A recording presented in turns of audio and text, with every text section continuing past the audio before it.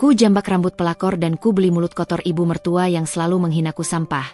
Ku buat syok dan panik saat ku tampar suamiku lalu ku tarik semua harta kemewahannya. Dasar suami dan mertua iblis, kalian pikir aku wanita bodoh, justru kalian yang akan ku jadikan gembel jalanan. Sebelum cerita dimulai silahkan tulis di kolom komentar dari daerah mana saja teman-teman yang menonton cerita ini. Jangan lupa like dan subscribe agar channel ini bisa semakin berkembang dan mempersembahkan cerita yang lebih menarik lagi.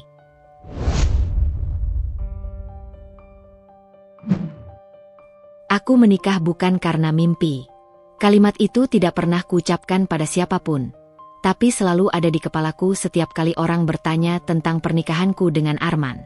Mereka mengira aku perempuan yang beruntung, mendapatkan suami mapan, rumah besar, keluarga terpandang.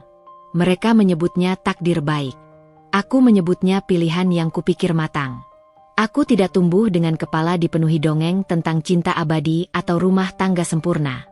Hidup mengajariku sejak dini bahwa yang paling bisa diandalkan hanyalah nalar dan keteguhan. Aku belajar dengan tekun, menata hidup dengan disiplin, dan mempercayai bahwa pernikahan adalah kerjasama antara dua orang dewasa yang saling menghormati. Itu keyakinanku, bukan mimpi. Aku menyelesaikan pendidikanku dengan baik, terbiasa berpikir terstruktur, menghitung sebelum melangkah, dan menimbang kata sebelum mengucapkannya. Aku bukan perempuan yang gemar berdebat, bukan karena tak mampu, melainkan karena aku percaya bahwa banyak hal lebih efektif disampaikan melalui sikap daripada suara. Diam, bagiku, bukan kelemahan. Ia adalah cara mengamati. Itulah sebabnya, saat aku pertama kali melangkahkan kaki ke rumah keluarga Arman sebagai istri, aku tidak merasa gugup. Aku merasa waspada. Rumah itu berdiri megah di atas tanah luas, dengan pagar besi tinggi dan halaman yang terawat rapi. Batu alam menghiasi dinding luar, memberi kesan kokoh dan mahal. Segalanya tampak terukur, seperti dipamerkan untuk menunjukkan bahwa penghuninya terbiasa hidup dengan kendali dan kekuasaan. Aku berdiri sebentar di depan pintu utama, menarik napas pendek, lalu melangkah masuk dengan senyum yang kupelajari sejak lama. Senyum yang sopan, tidak berlebihan, tidak menantang.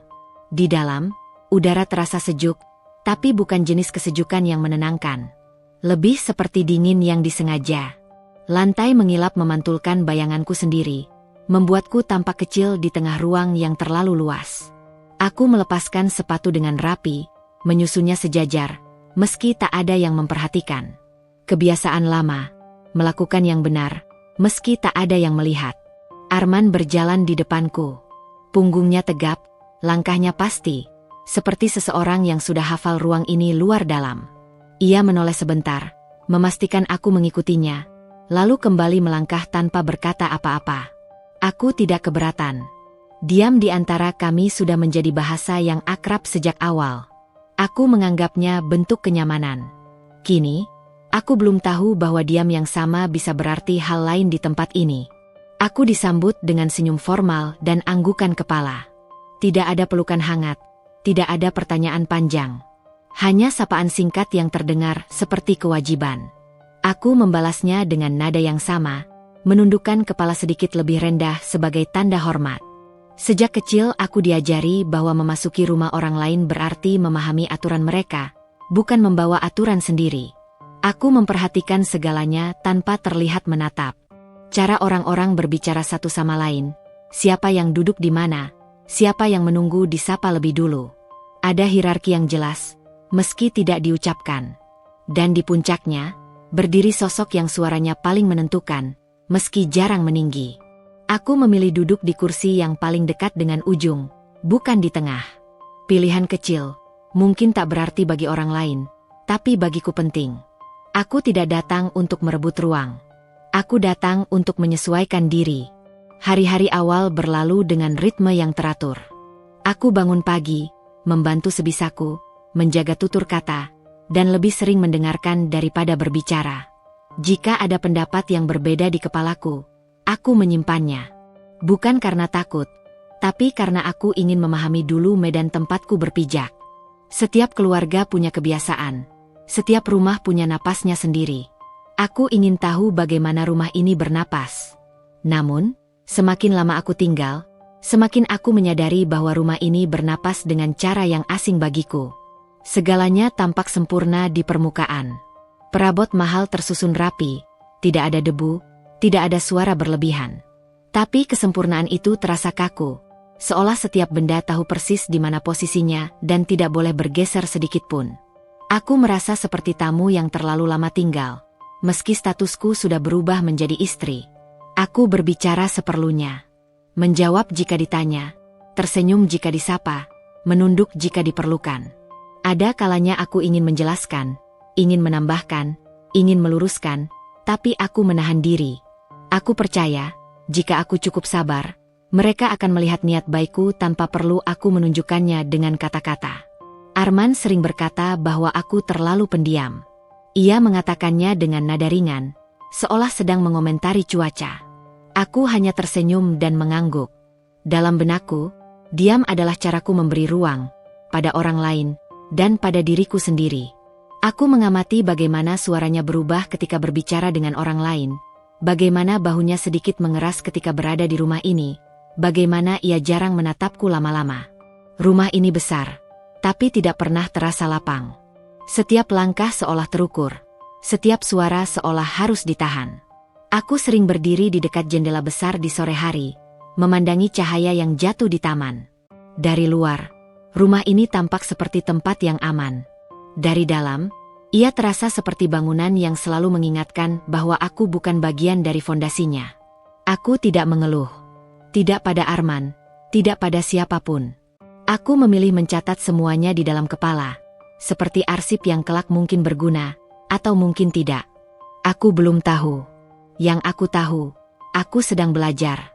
Belajar tentang batas yang tak terlihat, tentang kata-kata yang tidak diucapkan tapi terasa, tentang cara seseorang bisa membuatmu merasa kecil tanpa meninggikan suara. Dan aku memilih untuk tetap tenang, tetap sopan, tetap diam. Malam hari, ketika aku berbaring di sisi Arman, aku menatap langit-langit kamar yang terlalu tinggi. Kamar itu luas, ranjangnya empuk, tapi aku sering merasa seperti sedang meminjam tempat. Aku bertanya pada diriku sendiri apakah ini yang disebut adaptasi, ataukah aku sedang mengikis diriku sedikit demi menyesuaikan diri. Aku mengingat kembali keyakinanku sebelum menikah, bahwa pernikahan adalah kerjasama, bahwa saling menghormati akan tumbuh seiring waktu. Aku berpegang pada itu, seperti seseorang yang memegang kompas di tengah kabut. Aku yakin, selama aku tidak berbuat salah, semuanya akan baik-baik saja. Aku belum menyadari satu hal penting saat itu, bahwa di rumah seperti ini, diam bisa dibaca sebagai persetujuan. Kesopanan bisa disalahartikan sebagai kelemahan. Dan kesabaran, jika terlalu lama, bisa dianggap sebagai kebodohan. Aku belum tahu saat itu, bahwa diamku kelak akan mereka salahartikan sebagai kebodohan. Arman adalah tipe laki-laki yang mudah dipercaya orang. Ia berbicara dengan suara yang stabil, tidak pernah terlalu keras, tidak pula terdengar ragu. Penampilannya selalu rapi, langkahnya terukur, dan tutur katanya penuh pertimbangan. Di hadapan orang lain, ia tahu kapan harus tersenyum, kapan harus menunduk hormat, dan kapan harus menunjukkan ketegasan. Banyak yang menyebutnya bertanggung jawab, sebagian lagi menyebutnya matang. Aku pernah percaya pada semua itu. Saat pertama kali mengenalnya, Arman tidak menawarkan janji-janji besar. Ia tidak berbicara tentang kebahagiaan yang menggebu, atau masa depan yang digambarkan terlalu indah. Ia berbicara tentang kestabilan, tentang kerja keras, tentang keluarga. Kata itu, keluarga, selalu menjadi pusat dari setiap kalimatnya. Dan aku, yang tumbuh dengan keyakinan bahwa hidup harus dibangun di atas komitmen, menganggap itu sebagai sesuatu yang menenangkan. Ia terlihat seperti lelaki yang tahu apa yang ia lakukan. Ia bekerja dengan tekun, mengenal banyak orang, dan selalu membawa nama keluarganya dengan bangga. Di depan kolega, ia memperlakukanku dengan sopan, memperkenalkanku sebagai istrinya dengan nada yang tidak berlebihan, tapi cukup untuk membuat orang lain menghormatiku. Ia jarang menggenggam tanganku di tempat umum, tapi berdiri cukup dekat seolah menunjukkan bahwa aku ada di sisinya. Orang-orang memujinya. Mereka berkata aku beruntung. Aku tersenyum, mengucapkan terima kasih, dan membiarkan pujian itu berhenti di permukaan. Aku tidak pernah pandai memamerkan kebahagiaan, apalagi jika aku sendiri belum sepenuhnya memahaminya. Di dalam rumah, Arman berubah, bukan secara mencolok, melainkan perlahan, hampir tak terasa. Suaranya menjadi lebih datar. Senyumnya jarang muncul. Ia tidak kasar, tidak membentak, tidak memerintah dengan nada tinggi. Justru itulah yang membuatnya sulit dibaca. Ia dingin dengan cara yang sopan, jauh dengan cara yang teratur. Ia sering pulang tepat waktu, duduk di ruang keluarga, membuka ponsel atau membaca sesuatu tanpa banyak bicara. Jika aku menyapanya, ia akan mengangguk atau menjawab singkat. Tidak ada penolakan, tapi juga tidak ada kehangatan. Aku menganggapnya lelah. Aku belajar untuk tidak menuntut. Dalam setiap keputusan kecil, Arman selalu melibatkan satu alasan yang sama, keluarga. Kita harus pikirkan keluarga. Di rumah ini ada aturan keluarga. Kamu kan sudah jadi bagian keluarga. Kata-kata itu diucapkannya dengan tenang, hampir terdengar bijak. Dan aku, yang baru masuk ke dalam lingkaran itu, memilih mengangguk. Aku belum cukup lama di sini untuk menilai. Aku percaya, mungkin memang begitulah cara sebuah keluarga besar berjalan, dengan banyak penyesuaian, dengan sedikit pengorbanan.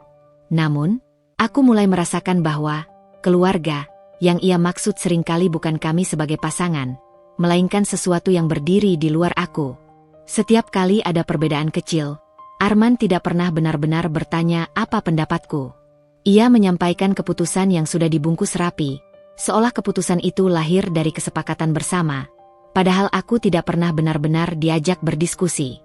Jika aku mencoba bertanya lebih jauh, ia akan menghela napas pelan.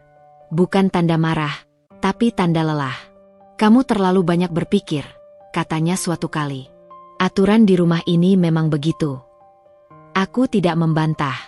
Aku mencatat. Aku mulai memperhatikan caranya bersikap ketika orang tuanya ada di ruangan yang sama. Bahunya sedikit menegang, suaranya menjadi lebih hati-hati. Ia mendengarkan lebih banyak daripada berbicara, dan ketika berbicara, ia memilih kata yang aman. Dalam situasi itu, aku melihat Arman bukan sebagai suami, melainkan sebagai anak. Dan aku sadar, posisiku berada jauh di belakang peran itu. Namun, ia tidak pernah mengatakan itu secara terang-terangan. Ia tidak pernah berkata bahwa aku harus mengalah, atau bahwa pendapatku tidak penting. Ia hanya diam ketika aku membutuhkan pembelaan. Diam yang rapi, diam yang bersih, tanpa celah yang bisa dipermasalahkan. Ada kalanya aku berharap ia akan berkata sesuatu. Sebuah kalimat sederhana yang menunjukkan bahwa ia berdiri di sisiku.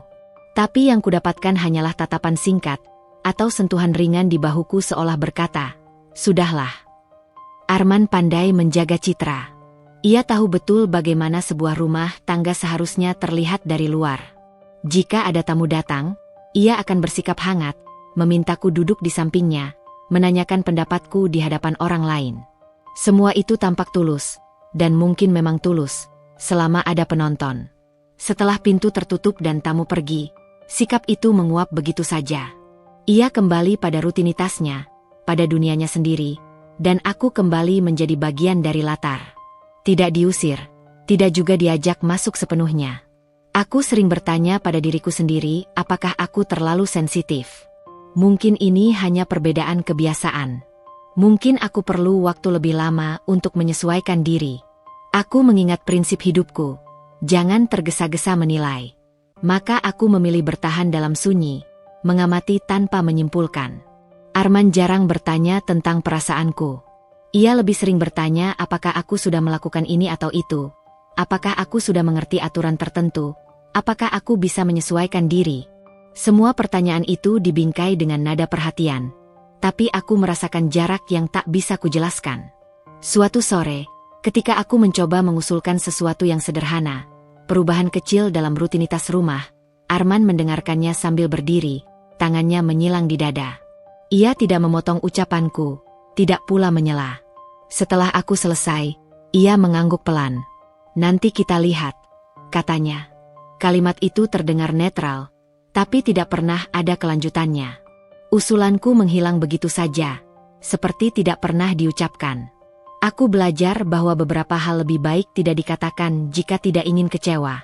Meski begitu, Arman tidak pernah berlaku kasar padaku. Itulah yang membuat segalanya terasa samar. Tidak ada luka yang bisa kutunjukkan. Tidak ada kejadian besar yang bisa kujadikan alasan untuk merasa tidak baik-baik saja. Semuanya berjalan normal. Terlalu normal untuk disebut bermasalah. Terlalu dingin untuk disebut bahagia. Ia tetap menjalankan perannya sebagai suami di atas kertas. Memberi nafkah, memastikan kebutuhan dasar terpenuhi, menjaga nama baik keluarga. Ia tidak melarangku melakukan apapun secara langsung, hanya mengarahkan dengan cara yang halus. Dan dalam kehalusan itulah aku sering merasa tersisih. Aku menyadari satu hal penting tentang Arman. Ia selalu memilih posisi yang aman. Ia tidak suka konflik, tidak suka ketegangan, tidak suka harus menentukan pihak. Dan ketika harus memilih antara aku dan keluarganya, ia memilih jalan tengah, yang seringkali berarti aku harus mengalah. Namun, ia tidak pernah mengatakannya dengan jelas. Ia membungkus semuanya dengan logika dan alasan. Dan aku, yang terbiasa berpikir rasional, seringkali tidak menemukan celah untuk membantah. Di mata orang lain, Arman adalah suami yang nyaris sempurna. Tenang, mapan, bertanggung jawab. Di dalam rumah, ia adalah sosok yang sulit dijangkau. Tidak jahat, tidak juga hangat. Hanya ada, tapi tidak sepenuhnya hadir. Suatu malam, aku berdiri di dapur, merapikan gelas yang baru saja digunakan. Arman lewat di belakangku, berhenti sejenak, lalu berkata dengan nada datar, "Kamu seharusnya taruh itu di rak sebelah.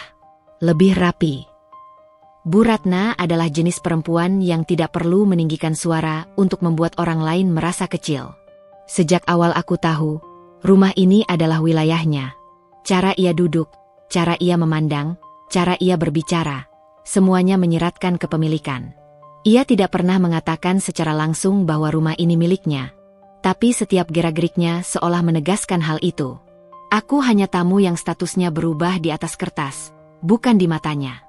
Di depan orang lain, Bu Ratna adalah sosok yang ramah dan berwibawa. Senyumnya terlatih, ucapannya halus, dan tawanya terdengar ringan.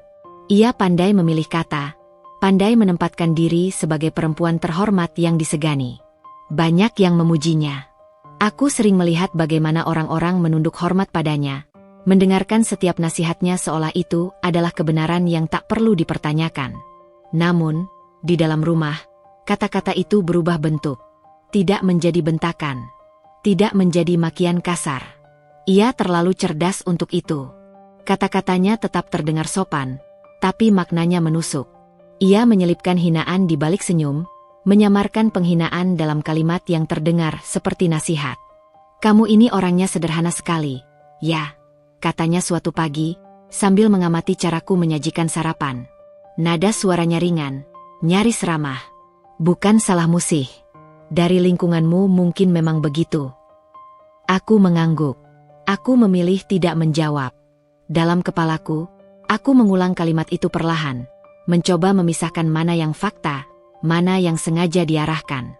Aku tahu ia tidak sedang memuji kesederhanaanku. Ia sedang mengingatkanku tentang asal-usulku. Bu Ratna sangat gemar membandingkan. Membandingkan caraku berjalan dengan cara perempuan lain berdiri. Membandingkan caraku berbicara dengan cara orang lain tertawa. Membandingkan caraku berpakaian dengan standar yang tidak pernah ia jelaskan secara langsung. "Dulu, sebelum kamu, Arman tidak pernah begini," katanya suatu kali, tanpa menatapku. Kalimat itu dibiarkan menggantung, seolah aku harus memahami sendiri apa maksudnya. Aku tidak bertanya. Aku tidak ingin tahu lebih jauh. Ia sering berbicara seakan aku tidak ada di ruangan yang sama. Membahas kekuranganku dengan nada datar, seolah sedang membicarakan perabot yang tidak cocok dengan interior rumah. Jika aku menunduk, ia menganggapku mengerti. Jika aku diam, ia menganggapku menerima. Arman selalu ada di sana. Duduk tidak jauh, berdiri di sudut ruangan, atau sekadar lewat. Ia mendengar semua itu. Aku tahu ia mendengarnya, karena aku melihat perubahan kecil di wajahnya, kedipan mata yang lebih lama, rahang yang mengeras sesaat. Tapi ia tidak pernah berkata apa-apa. Tidak menegur. Tidak membela. Diamnya rapi, sama seperti dirinya. Dan diam itu, aku pelajari perlahan, bukanlah netral. Diam itu adalah pilihan. Bu Ratna sering menggunakan kata, kami. Di keluarga kami, perempuan itu harus tahu diri. Di rumah kami, menantu seharusnya bisa menyesuaikan. Arman dibesarkan dengan cara kami. Kata, kami, itu selalu mengecualikanku. Aku ada di dalam rumah, tapi tidak pernah benar-benar termasuk. Aku seperti garis tipis yang memisahkan, bukan bagian yang menyatu. Setiap kali aku mencoba membantu, selalu ada koreksi. Jika aku terlalu cepat, aku dianggap tidak teliti. Jika aku terlalu lambat, aku dianggap tidak cekatan. Jika aku bertanya, aku dianggap tidak tahu adat. Jika aku diam, aku dianggap tidak peduli. Tidak ada posisi yang benar. Dan aku mulai mengerti bahwa yang diuji bukan kemampuanku, melainkan ketahananku. Aku belajar bertahan dengan cara yang paling sunyi. Aku menata ulang napasku setiap kali dadaku terasa sesak. Aku memilih kata yang paling aman jika harus menjawab.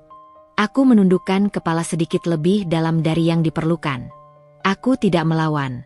Bukan karena aku tidak punya keberanian, tapi karena aku belum melihat gunanya. Aku tidak ingin menjadi bahan cerita, tidak ingin dicap sebagai menantu yang tidak tahu terima kasih. Aku memilih menyimpan semuanya rapi di dalam diriku, seperti barang-barang yang suatu hari mungkin perlu dikeluarkan. Bu Ratna sering menyebut masa laluku tanpa pernah bertanya langsung padaku. Keluargamu kan bukan dari kalangan kita, katanya dengan senyum kecil. Pasti kamu belum terbiasa dengan lingkungan seperti ini. Kalimat itu selalu disampaikan seolah ia sedang memberiku pengertian, padahal yang ia lakukan adalah menegaskan jarak. Aku mendengarnya sebagai pengingat bahwa aku berada satu tingkat di bawah, bahwa apapun yang kulakukan akan selalu diukur dengan standar yang tidak kubuat. Arman tetap diam. Jika aku menoleh padanya, ia menghindari tatapanku. Kadang ia terlihat tidak nyaman, tapi ketidaknyamanan itu tidak pernah cukup untuk mendorongnya berkata apa-apa. Aku mulai memahami bahwa baginya, kedamaian rumah berarti tidak menentang ibunya. Dan jika ada yang harus menanggung ketidaknyamanan demi itu, aku orangnya. Hari demi hari berlalu dengan tekanan yang tidak terlihat tapi terasa. Aku menjadi lebih pendiam dari sebelumnya. Bukan karena aku kalah, melainkan karena aku sedang menguatkan diri dengan caraku sendiri. Aku tahu, jika aku melawan sekarang, aku akan sendirian. Dan aku tidak ingin kalah sebelum benar-benar memahami medan. Bu Ratna tidak pernah menyebutku bodoh secara langsung. Ia tidak perlu. Ia memilih kata yang lebih halus, tapi maknanya sama. Kamu ini terlalu polos. Kamu harus banyak belajar. Kalau bukan karena Arman, kamu tidak akan ada di sini. Kalimat terakhir itu diucapkannya sambil menyesap teh sore. Matanya menatap ke depan, seolah aku hanya udara di ruangan itu. Tidak ada kemarahan dalam suaranya. Justru itulah yang membuatnya menyakitkan. Aku berdiri beberapa langkah darinya, menahan punggungku agar tetap tegak. Aku ingin mengatakan bahwa aku ada di sini bukan karena belas kasihan siapapun. Bahwa aku datang dengan harga diriku sendiri. Tapi aku menelan semua itu, membiarkannya tenggelam bersama napasku. Aku tahu, setiap kata yang ia ucapkan sedang menguji batas. Dan aku memilih untuk tidak bereaksi, bukan karena aku tidak terluka, tapi karena aku sedang belajar mengenali bentuk luka yang paling berbahaya, luka yang dibuat dengan tenang. Malam itu, ketika aku kembali ke kamar, Arman bertanya singkat, "Ibu bilang apa hari ini?" Aku menatapnya beberapa detik sebelum menjawab. "Tidak apa-apa," kataku pelan. Ia mengangguk, seolah itu cukup. Lalu mematikan lampu dan berbaring, membiarkanku terjaga dalam gelap bersama pikiranku sendiri. Di sanalah, dalam keheningan yang panjang, satu kalimat Bu Ratna kembali terngiang di kepalaku. Kalimat yang diucapkannya dengan senyum tipis, seolah sedang memberi pelajaran hidup. Perempuan seperti kamu itu harusnya bersyukur masih diterima di rumah ini. Jangan sok punya harga diri. Kalimat itu tidak hilang sampai lama. Ia menancap, menetap, dan menjadi sesuatu yang tidak pernah benar-benar bisa kulupakan. Rumah itu tidak pernah benar-benar tidur. Bahkan ketika lampu-lampu dipadamkan dan suara langkah mereda, ada sesuatu yang tetap terjaga. Aturan, pengawasan, dan perasaan bahwa setiap sudut memiliki mata. Aku merasakannya sejak hari-hari awal, tapi baru benar-benar memahaminya ketika rutinitasku berubah tanpa pernah kuputuskan secara sadar. Aku bangun lebih pagi dari semua orang. Bukan karena diminta, bukan pula karena kebiasaan lama, melainkan karena tubuhku menolak berlama-lama terbaring di tempat yang tidak sepenuhnya memberiku rasa aman. Udara pagi masih dingin ketika kakiku menyentuh lantai. Rumah itu sunyi, tapi bukan sunyi yang menenangkan. Sunyi yang menuntut kesiapan. Aku bergerak pelan, membuka pintu tanpa suara, menuruni tangga dengan langkah terukur. Aku belajar menghafal bunyi lantai, bagian mana yang berderit, bagian mana yang harus kuhindari. Aku tidak ingin kehadiranku terdengar seperti gangguan. Dapur menjadi tempat pertamaku berdamai dengan hari. Aku menyalakan lampu kecil, tidak pernah lampu utama. Cahaya redup cukup bagiku untuk bekerja tanpa menarik perhatian. Air mendidih, piring disusun, meja dilap. Semua kulakukan dengan ritme yang sama setiap hari. Tidak cepat, tidak lambat. Aku menyesuaikan diri dengan napas rumah itu. Bu Ratna bangun tidak lama setelahnya. Kehadirannya selalu ditandai dengan langkah pasti dan suara yang tidak perlu keras untuk terdengar dominan. Aku menyapanya dengan sopan, seperti biasa. Ia menjawab seperlunya, lalu mulai memperhatikan apa yang kulakukan, bukan untuk membantu, melainkan untuk menilai. Jika aku melakukan sesuatu dengan cara berbeda dari yang ia inginkan, ia tidak langsung menegur. Ia akan menghela napas pelan, atau menggelengkan kepala kecil, cukup untuk membuatku sadar bahwa ada yang salah. Aku akan memperbaikinya tanpa bertanya. Arman biasanya muncul terakhir. Ia sarapan sambil membaca sesuatu di ponselnya, sesekali menanggapi pembicaraan ibunya dengan anggukan. Jika aku duduk di meja yang sama, aku merasa seperti tambahan yang tidak mengubah apapun. Keputusan sudah dibuat sebelum aku membuka mulut. Segala sesuatu di rumah itu diputuskan melalui Bu Ratna. Jam makan, menu makanan, tamu yang boleh datang, bahkan cara menyimpan barang. Aku tidak pernah diajak berdiskusi. Aku hanya diberitahu, atau lebih sering, aku diharapkan tahu sendiri. Jika aku keliru, koreksi datang dalam bentuk sindiran atau kalimat yang terdengar seperti pengingat. Di rumah ini, kita biasa melakukan ini. Seharusnya kamu sudah paham. Arman tidak pernah mengatakan, ini keputusan ibu. Ia hanya berkata, sudah begitu dari dulu. Seolah kebiasaan adalah hukum yang tidak bisa diganggu-gugat. Dan aku, yang datang belakangan, hanya bisa menyesuaikan diri atau tersingkir pelan-pelan. Aku tidak memiliki ruang pribadi. Kamar tidur memang milik kami. Tapi bahkan di sana aku tidak pernah merasa sepenuhnya sendiri. Lemari pakaian dibagi rapi, tapi aku memilih sisi yang lebih kecil tanpa diminta. Meja kecil di sudut kamar hanya kugunakan untuk menyimpan barang seperlunya. Aku tidak menempelkan foto, tidak menaruh benda yang terlalu personal. Aku belajar untuk tidak meninggalkan jejak. Jika aku duduk terlalu lama di satu tempat, selalu ada alasan bagiku untuk berpindah. Jika aku berdiam di kamar, ada suara langkah di luar yang membuatku merasa dipanggil meski namaku tidak disebut. Rumah itu tidak memberi ruang untuk berhenti. Aku tidur lebih malam dari sebelumnya. Bukan karena kesibukan, melainkan karena malam adalah satu-satunya waktu di mana rumah ini sedikit lengah. Setelah semua pintu tertutup dan suara televisi berhenti, aku bisa duduk di tepi ranjang, menarik napas panjang, dan mengumpulkan pikiranku sendiri. Di saat itulah aku mulai mencatat. Awalnya hanya hal-hal kecil. Tanggal, pengeluaran harian, kebutuhan rumah tangga. Aku menyimpannya di buku kecil yang tidak menarik perhatian. Sampulnya polos. Ukurannya cukup kecil untuk kuselipkan di antara buku-buku lain. Aku tidak tahu pasti mengapa aku melakukannya. Mungkin karena kebiasaanku menciptakan keteraturan. Mungkin karena aku butuh sesuatu yang bisa kukendalikan. Aku mencatat tanpa emosi. Angka-angka itu tidak membuatku marah atau cemas. Aku hanya menuliskannya, rapi, konsisten. Aku mencatat siapa yang meminta apa, kapan, dan untuk keperluan apa. Aku mencatat dengan tenang, seolah sedang mengerjakan tugas rutin. Tidak ada yang memperhatikanku. Bagiku, itu justru penting. Hari-hari berlalu dengan pola yang sama. Bangun pagi, bekerja dalam diam, menerima arahan tanpa komentar, dan kembali ke kamar dengan tubuh lelah tapi pikiran yang terus aktif. Aku jarang keluar rumah kecuali perlu. Setiap langkah di luar terasa seperti izin yang tidak tertulis. Bu Ratna sering mengingatkanku bahwa rumah ini besar dan membutuhkan keteraturan.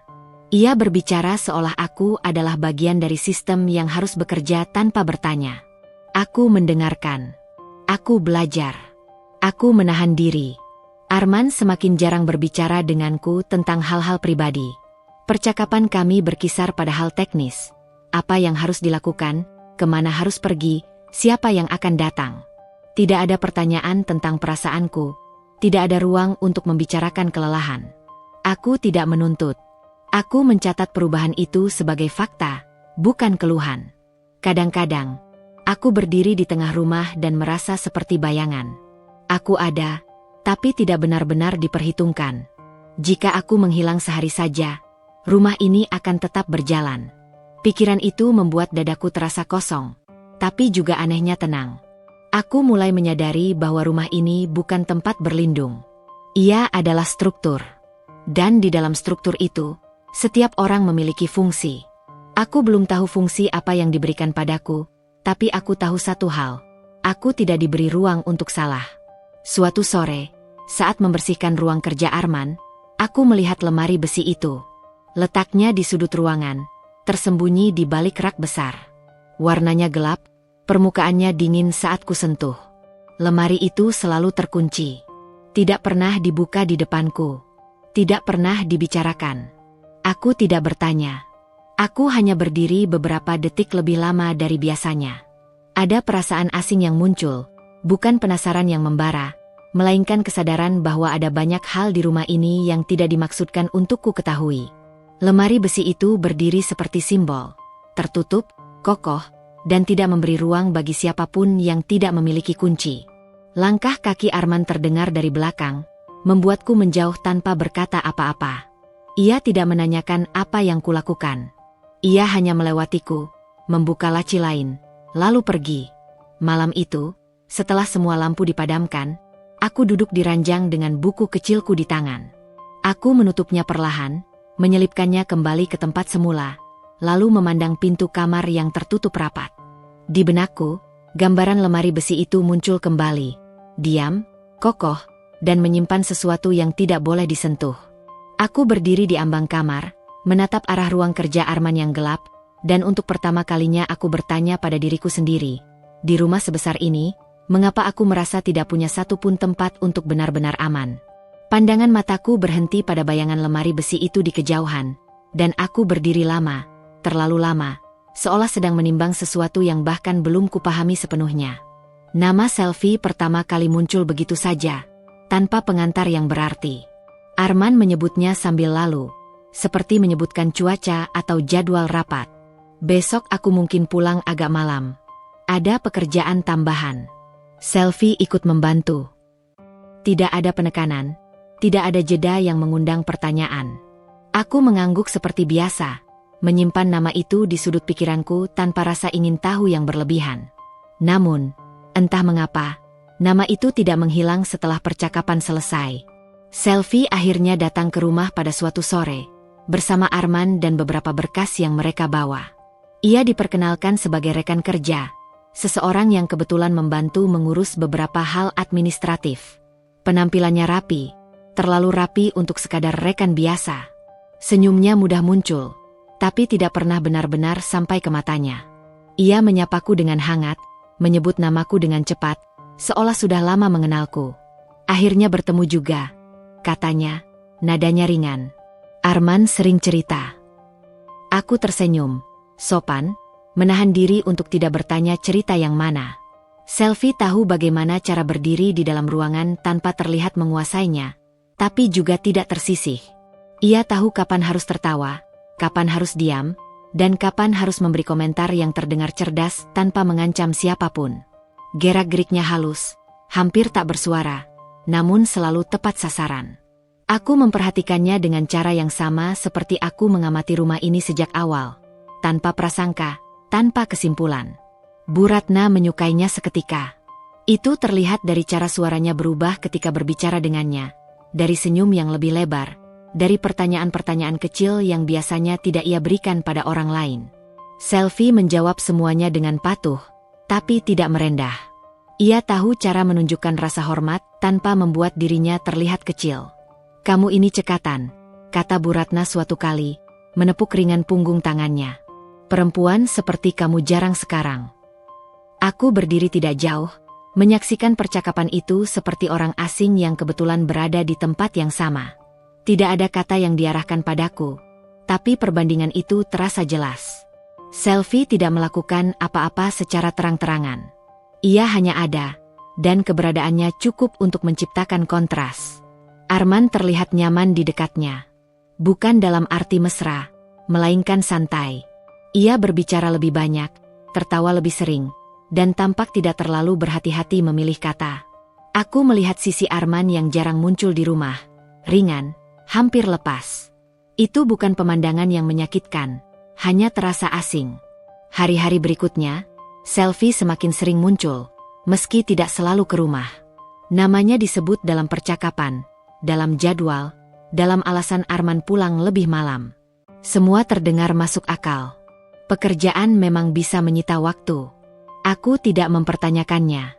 Aku tidak ingin menjadi istri yang mencurigai tanpa dasar. Namun, ada hal-hal kecil yang tidak bisa kuabaikan. Cara Selvi memanggil Arman dengan nada yang terlalu akrab untuk sekadar rekan kerja. Cara ia mengingat detail kecil tentang rumah ini, tentang kebiasaan Bu Ratna, tentang hal-hal yang tidak pernah kuceritakan padanya.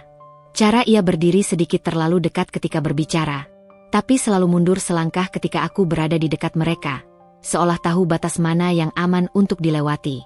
Bu Ratna sering menyebut namanya bahkan ketika Selvi tidak ada. "Selvi itu pintar," katanya.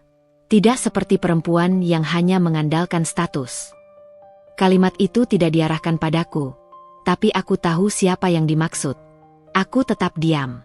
Aku tidak ingin menilai seseorang hanya dari perasaan tidak nyaman yang belum punya bentuk. Aku belajar sejak lama bahwa firasat perlu diuji dengan waktu, bukan emosi. Maka aku menunggu, mengamati, dan menyimpan jarak. Arman mulai sering pulang terlambat. Ia selalu memberi kabar, selalu dengan alasan yang masuk akal. Aku menjawabnya dengan singkat, memastikan makan malam tetap tersedia jika ia ingin. Tidak ada pertengkaran, tidak ada tudingan. Rumah ini tetap berjalan seperti biasa, hanya dengan jam yang sedikit bergeser. Malam-malam menjadi lebih panjang. Aku mengisinya dengan rutinitasku sendiri, membersihkan, mencatat, membaca, dan berpikir. Nama Selvi kadang muncul di kepalaku tanpa diundang, lalu pergi tanpa pamit. Aku tidak membencinya. Aku bahkan belum mengenalnya cukup jauh untuk itu. Yang ada hanyalah perasaan janggal yang tidak bisa kujelaskan. Suatu sore, aku dan Selvi berada di dapur berdua. Bu Ratna sedang beristirahat, Arman belum pulang. Selvi berdiri di dekat meja, mengamati sekeliling seperti seseorang yang sudah cukup sering berada di sana. Ia tersenyum padaku, tapi senyum itu berbeda dari sebelumnya. Lebih tipis, lebih terukur. "Kak Nadira kelihatan tenang sekali," katanya. Aku kagum. Aku mengangguk kecil. "Terima kasih." Ia menatapku beberapa detik lebih lama dari yang diperlukan. Tidak ada permusuhan di wajahnya, tapi juga tidak ada kehangatan. Matanya bergerak cepat, seolah menilai sesuatu yang tidak terlihat. Untuk sesaat, aku merasa sedang berdiri di hadapan seseorang yang sangat sadar akan posisinya dan posisiku. "Kakak beruntung," lanjutnya pelan. "Bisa ada di rumah sebesar ini." Kalimat itu terdengar netral, tapi cara ia mengucapkannya membuatku merinding. Aku tidak menjawab. Aku hanya menatapnya balik, tenang, tanpa ekspresi. Ada keheningan singkat di antara kami, cukup panjang untuk membuat udara terasa lebih berat. Untuk pertama kalinya sejak aku mengenalnya, Selvi tidak tersenyum. Tatapannya berubah, bukan marah, bukan pula menantang. Lebih seperti peringatan yang tidak diucapkan. Aku menyadari satu hal di momen itu. Selvi bukan perempuan yang datang tanpa kesadaran. Ia tahu di mana ia berdiri. Ia tahu apa yang ia lakukan. Dan ia tahu bahwa aku melihatnya. Aku memalingkan wajah lebih dulu, kembali pada pekerjaanku, seolah tidak terjadi apa-apa.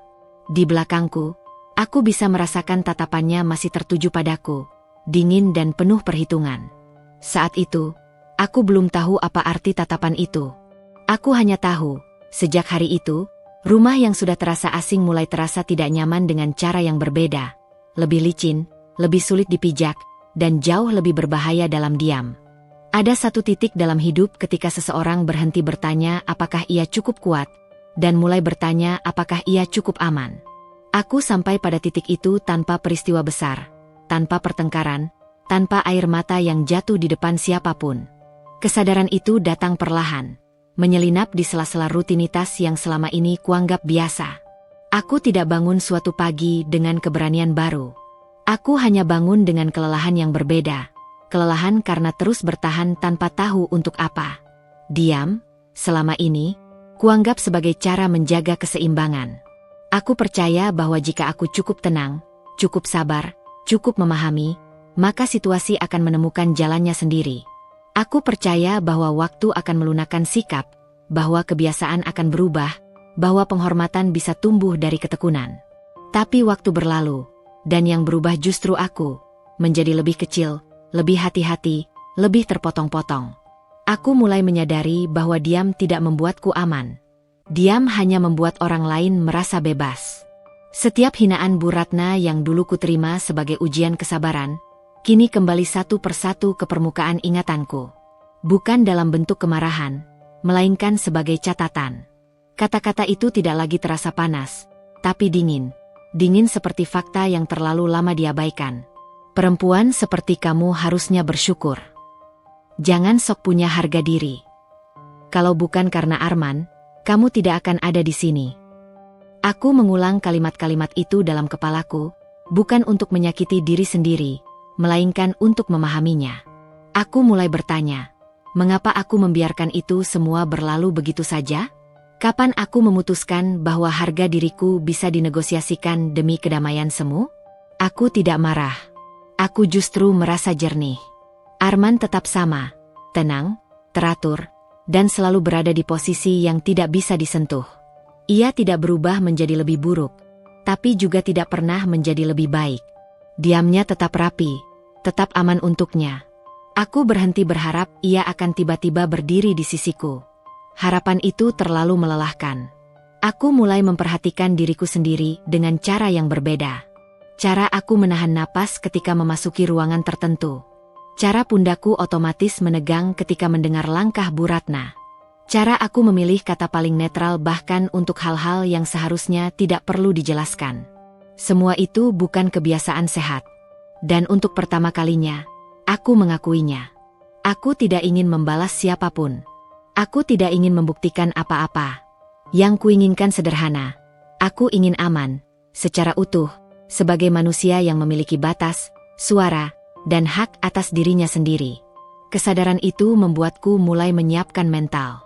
Bukan dengan rencana besar, bukan dengan amarah, melainkan dengan ketenangan yang disengaja. Aku berhenti bereaksi secara otomatis. Aku mulai memilih kapan harus diam, dan kapan harus mengingat.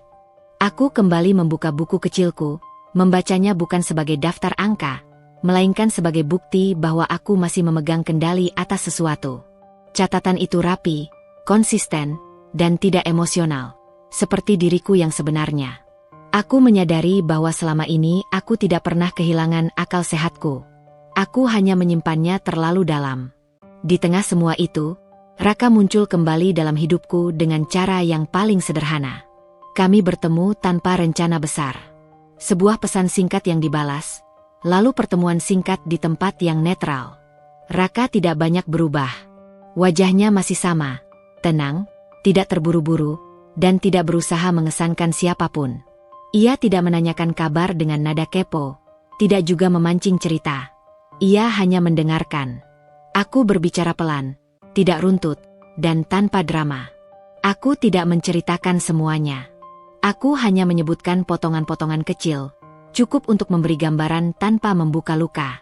Raka tidak memotong, tidak menyela, tidak memberi nasihat yang tidak kuminta. Ia hanya berkata, "Kamu kelihatan lelah."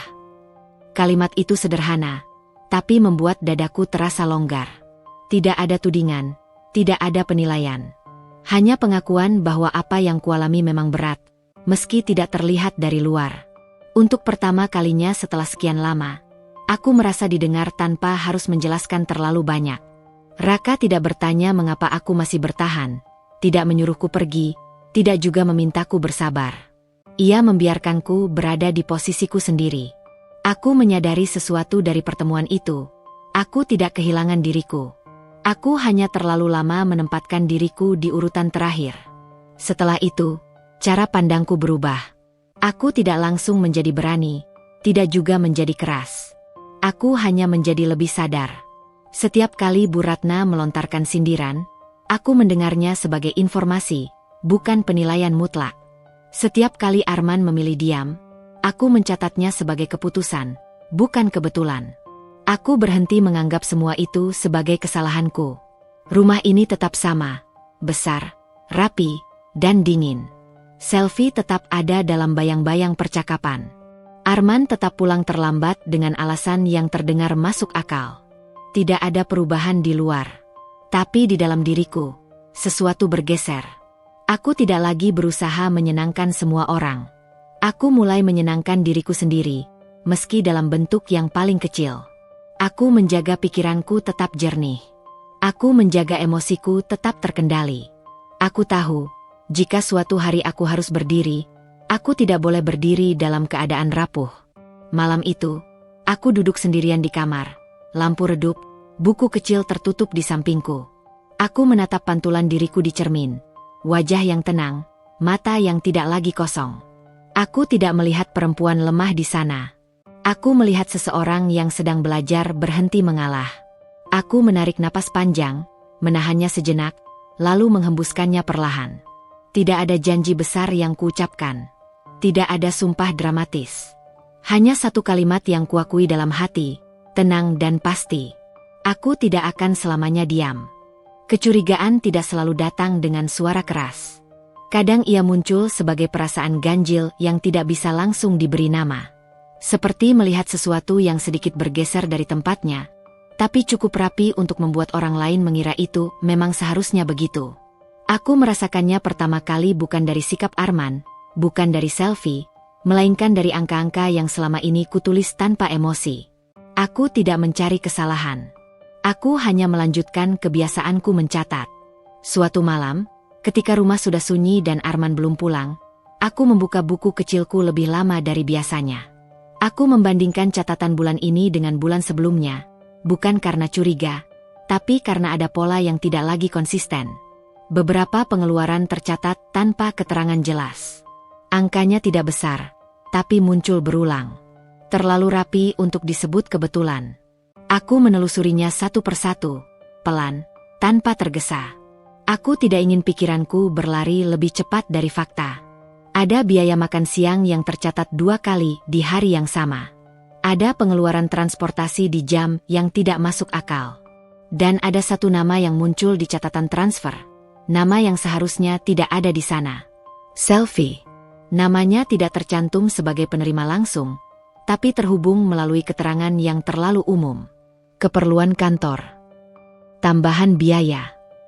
Kata-kata yang bisa berarti apa saja, dan karena itu berbahaya. Aku membaca ulang catatan itu beberapa kali, memastikan aku tidak salah lihat. Aku bahkan menutup buku itu sejenak, membukanya kembali, berharap temuanku berubah. Tidak ada yang berubah. Aku tidak panik.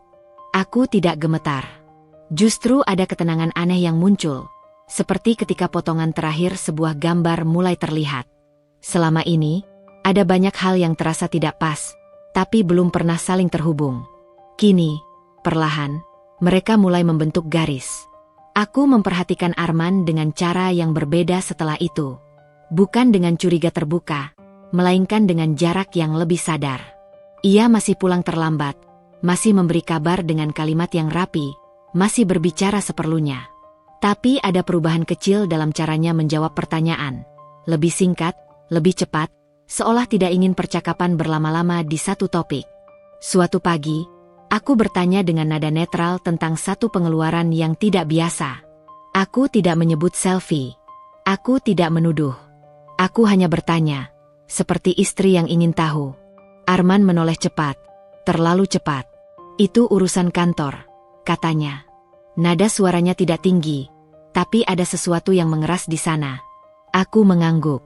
Oh, itu saja. Aku tidak melanjutkan. Tapi aku melihat bahunya menegang sesaat sebelum kembali ke sikap normal. Ia menjadi lebih defensif setelah itu, bukan dengan marah, melainkan dengan jarak. Ia menghindari topik keuangan.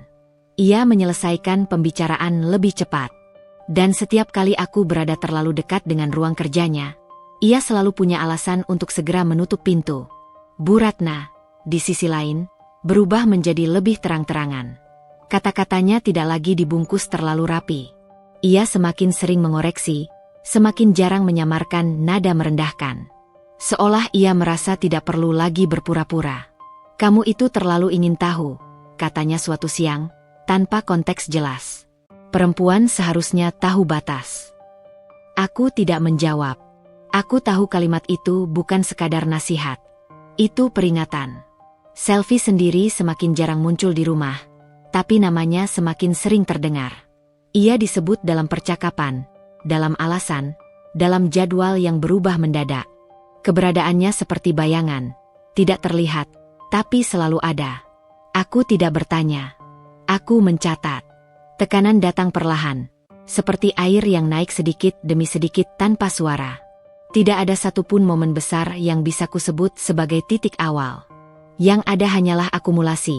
Sikap Arman yang semakin tertutup, Bu Ratna yang semakin kasar, dan angka-angka yang semakin tidak sinkron. Aku mulai menyadari bahwa kebohongan mereka terlalu rapi, terlalu terencana. Tidak ada celah besar, hanya retakan halus yang hanya bisa dilihat jika seseorang mau memperhatikan cukup lama. Dan aku telah memperhatikan cukup lama. Aku tidak berniat membongkar apapun. Setidaknya belum.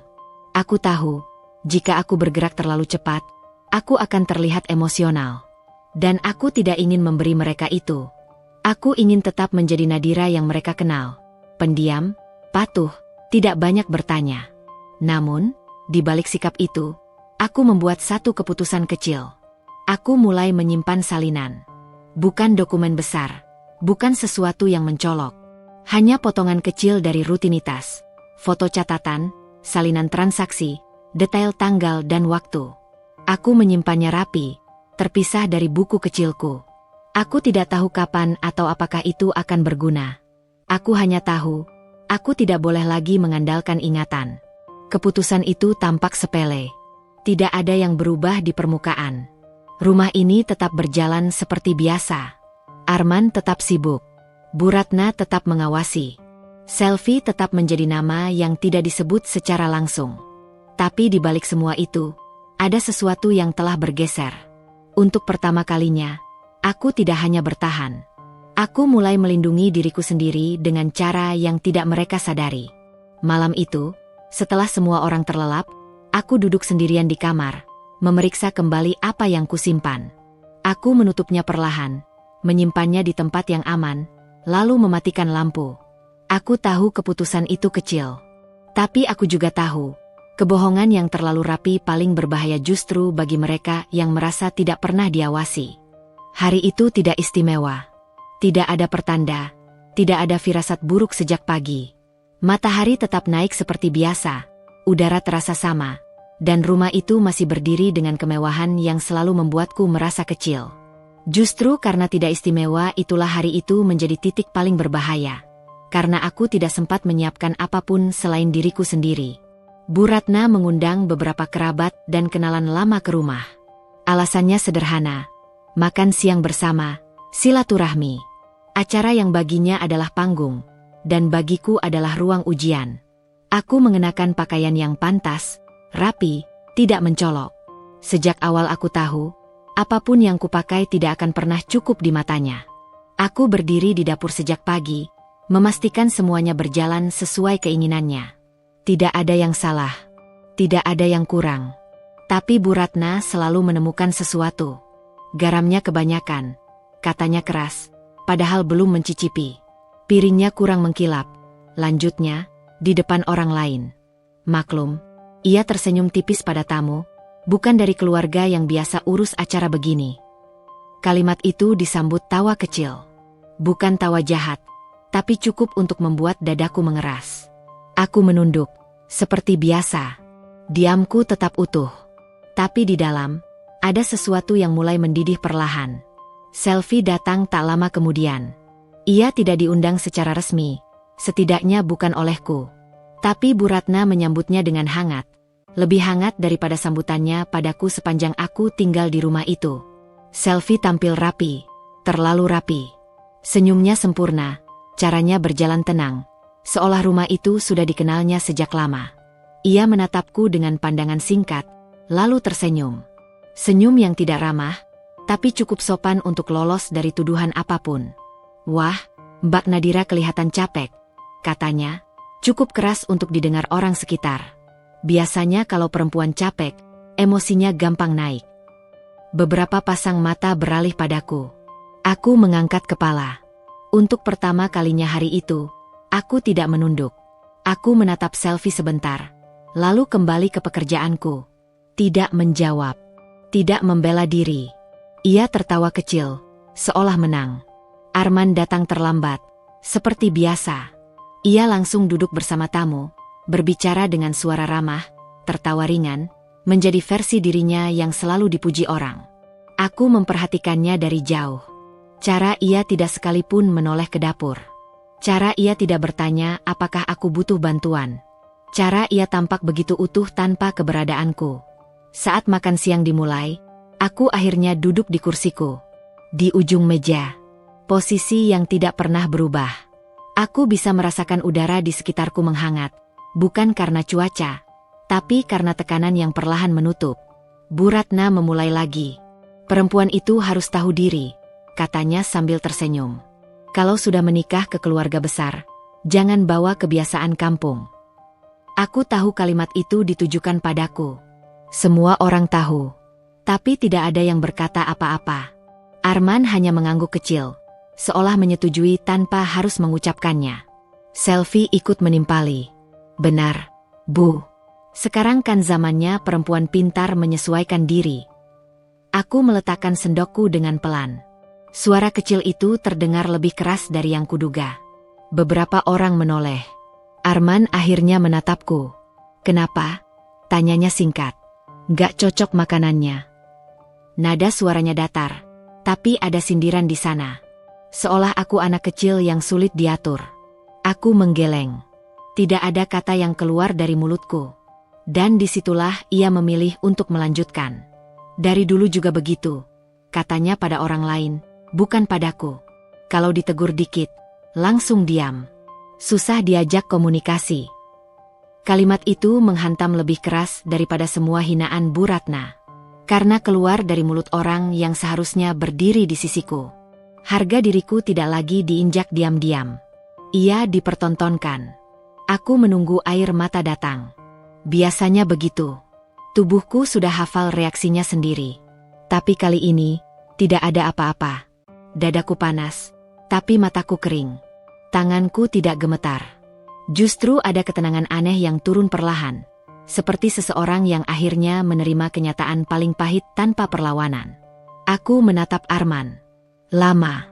Ia tampak tidak nyaman. Bukan karena bersalah, tapi karena tatapanku tidak seperti biasanya. Tidak memohon. Tidak terluka, hanya tenang. Terlalu tenang. Bu Ratna menyadarinya juga. "Kenapa kamu lihat Arman begitu?" tanyanya tajam. Tidak sopan. Aku tersenyum kecil. Senyum pertama hari itu yang benar-benar datang dari dalam diriku. "Tidak apa-apa, Bu," jawabku pelan. "Aku hanya mendengarkan." Suasana meja makan berubah. Tidak ada yang berani tertawa lagi. Selfie menatapku dengan alis sedikit terangkat. Arman memalingkan wajah. Bu Ratna mendengus pelan, seolah tidak suka kehilangan kendali. Aku menyelesaikan makanku dengan tenang. Setiap suapan terasa seperti keputusan. Aku berdiri, meminta izin, lalu berjalan meninggalkan meja tanpa menunggu jawaban. Langkahku stabil. Punggungku tegak. Di dalam kamar, aku berdiri di depan cermin. Aku menatap wajahku sendiri. Tidak ada air mata. Tidak ada raut hancur. Yang ada hanya mata yang berbeda. Lebih gelap, lebih dalam, dan tidak lagi mencari persetujuan siapapun. Aku tahu sesuatu telah berubah. Mereka mungkin belum menyadarinya. Tapi aku merasakannya dengan jelas. Harga diriku sudah terlalu lama dipertaruhkan, dan hari itu adalah batas terakhir. Di luar kamar, suara mereka kembali terdengar, pelan, samar. Aku menarik napas panjang, menutup mata sebentar. Ledakan itu belum terjadi. Tapi aku tahu, setelah hari ini, tidak ada yang bisa kembali seperti semula. Aku tidak bangun pagi itu dengan niat membuat keributan. Tidak ada rencana di kepalaku, tidak ada dialog yang kuhafal, tidak ada adegan yang kusiapkan. Yang ada hanya satu kesadaran sederhana. Tubuhku tidak lagi bereaksi seperti dulu. Tanganku tidak gemetar. Dadaku tidak sesak. Pikiranku jernih, dingin, dan fokus. Seperti seseorang yang akhirnya berdiri di tanah setelah lama terombang-ambing. Semua terjadi cepat. Selvi datang ke rumah tanpa pemberitahuan, membawa wajah yang sama seperti biasanya. Tersenyum, tenang, seolah tidak ada satupun yang salah dengan kehadirannya. Bu Ratna menyambutnya dengan suara yang lebih lembut daripada suara yang pernah ia gunakan padaku. Arman berdiri di antara mereka, tampak canggung, tapi tidak menolak. Aku melihatnya dari tangga. Aku melihat bagaimana Selvi duduk terlalu dekat dengan Arman. Bagaimana tangannya menyentuh lengan kursi yang sama. Bagaimana Bu Ratna menatap mereka dengan ekspresi puas yang tidak lagi ia sembunyikan. Dan untuk pertama kalinya, aku tidak merasa kecil di hadapan pemandangan itu. Aku turun perlahan. Langkah kakiku terdengar jelas di lantai marmer. Tidak ada yang langsung menoleh. Mereka terlalu sibuk dengan percakapan mereka sendiri. Aku berhenti di depan mereka, berdiri tegak, dan berkata dengan suara datar, "Kita perlu bicara." Selvi menoleh lebih dulu. Senyumnya muncul otomatis. "Wah, Mbak Nadira," katanya ringan, "aku cuma sebentar kok." Kalimat itu tidak pernah selesai. Tanganku bergerak sebelum pikiranku sempat ragu. Aku menjambak rambutnya dengan satu gerakan cepat, tegas, tanpa teriakan. Tidak brutal, tapi cukup keras untuk menghentikan semua suara di ruangan itu. Selvi terkejut, tubuhnya kaku, matanya membesar. Ia tidak sempat melawan karena aku tidak memberinya waktu. "Aku belum selesai bicara," kataku pelan, sangat pelan, tepat di telinganya. Bu Ratna menjerit. Arman melangkah maju. Tapi aku sudah melepaskan Selvi dan berbalik menghadap Arman sebelum siapapun sempat menyentuhku. Wajahnya pucat, campuran marah dan panik. "Apa kamu gila?" bentaknya. Tamparan itu datang cepat. Bukan karena aku kehilangan kendali, tapi karena aku tahu persis apa yang kulakukan. Telapak tanganku mengenai pipinya dengan suara kering yang memantul di ruangan itu. Arman terdiam. Seluruh rumah seperti berhenti bernapas. Aku menatapnya tanpa emosi berlebih. "Jangan pernah bicara soal kewarasan padaku," kataku. "Kau yang memilih berbohong, dan kau yang membiarkan aku diinjak." Bu Ratna berdiri dengan tubuh gemetar, bukan karena takut, tapi karena tidak percaya. "Perempuan tidak tahu diri," teriaknya. "Kamu berani-beraninya." Aku menoleh padanya. Tatapanku membuat suaranya terpotong sendiri. "Cukup," kataku. "Mulutmu selama ini lebih kotor daripada kebohongan mereka." Ia terdiam. Benar-benar terdiam. Wajahnya memucat, matanya berkedip cepat, seolah kalimat itu menghantam sesuatu yang selama ini tidak pernah disentuh siapapun. Aku melangkah mendekat, tidak mengancam, tidak meninggikan suara. "Kau pikir aku bodoh karena aku diam," lanjutku. "Kau pikir aku sampah karena aku tidak melawan. Tapi dengar baik-baik, aku yang selama ini memegang kendali, hanya saja aku tidak menunjukkannya." Tidak ada teriakan balasan. Tidak ada makian. Selvi berdiri terpaku, rambutnya berantakan, wajahnya kehilangan semua keanggunan yang biasa ia pamerkan. Arman tidak bergerak, seolah tamparan itu bukan hanya mengenai wajahnya, tapi juga egonya. Aku menarik napas pelan. Semua yang perlu dilakukan sudah dilakukan. Tidak ada kepuasan di dadaku, Tidak ada rasa menang.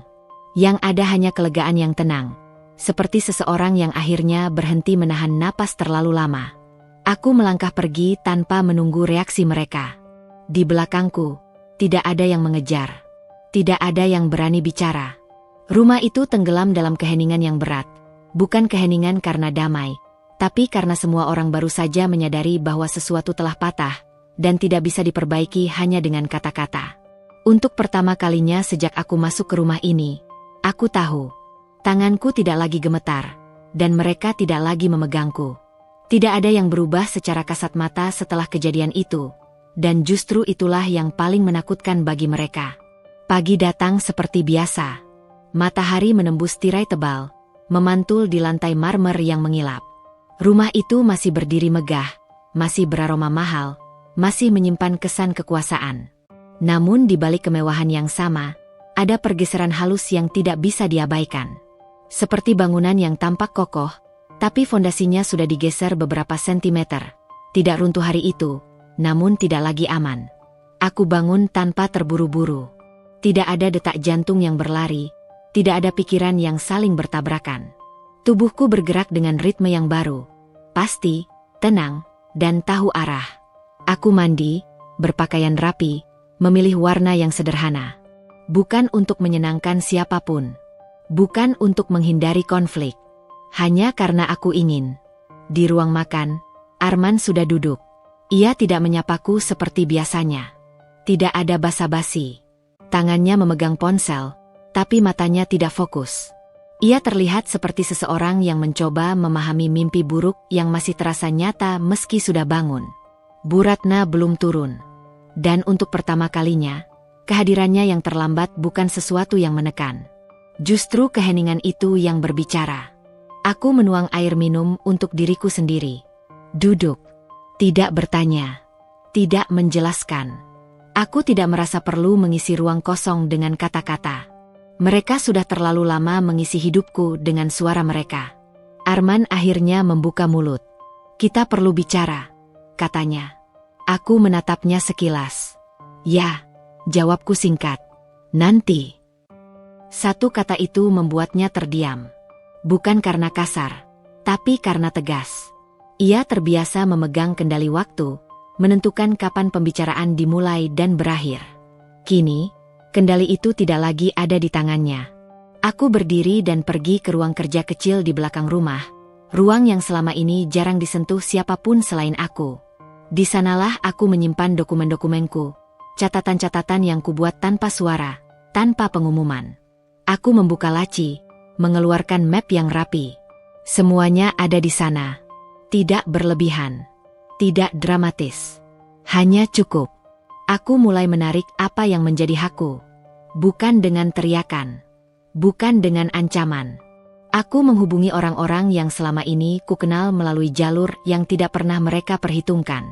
Aku mengurus ulang akses. Aku memastikan nama dan posisiku tercatat dengan benar. Setiap langkah kecil terasa seperti menata ulang papan catur. Tidak mencolok, tapi menentukan. Arman menyadarinya menjelang siang. Ia masuk ke ruang kerja tanpa mengetuk. Wajahnya tegang, rahangnya mengeras. Apa yang kamu lakukan? Tanyanya. Aku menoleh perlahan. Aku mengurus urusanku. Jawabku. Itu urusan keluarga, katanya cepat. Kita bisa bicarakan baik-baik.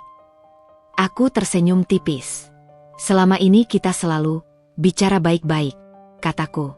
Hasilnya kamu tahu sendiri. Ia terdiam. Aku bisa melihat kepanikan mulai merayap, bukan karena kehilangan sesuatu secara langsung, melainkan karena ia tidak lagi tahu apa yang sedang kupegang. Ketidaktahuan itu lebih menyiksa daripada kehilangan nyata. Bu Ratna akhirnya muncul sore itu.